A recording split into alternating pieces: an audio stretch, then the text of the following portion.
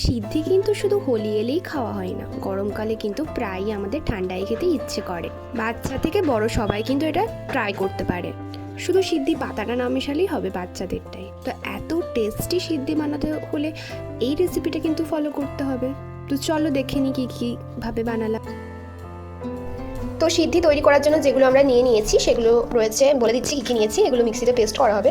এখানে আছে কলা, এখানে আছে 2 ধরনের আঙ্গুর, এখানে আছে আপেল কুচি, এখানে বেদানা, এখানে আছে চেরি, তার সাথে আছে এখানে নারকেল, যেটা মানে পুড়ে নেওয়া হয়েছে, আর নারকেল কুচিও করা আছে, নারকেলের জলও আছে, এখানে আছে তরমুজ, এখানে আছে কাজু বরফি, এখানে আছে বাতাসা, আর এগুলো উপরে সাজানোর জন্য আছে এখানে কিশমিশ, কাজু, চেরি, আঙ্গুর 2 ধরনের, তারপরে বেদানা, তারপরে আমড় বাদাম, আর এখানে আছে একটু আমসত্ত্ব বাড়িতে তৈরি করা, এখানে দুধ আছে, আর এখানে আছে মেন জিনিসটা সিদ্ধি। এটাকে ভিজিয়ে রাখা হয়েছিল ওভারনাইটের জন্য, ফ্রিজে ঢুকিয়ে রাখা হয়েছিল। এরপরে এটাকে মিক্সিতে বেটে এটা রসটা নিগড়ে নেব।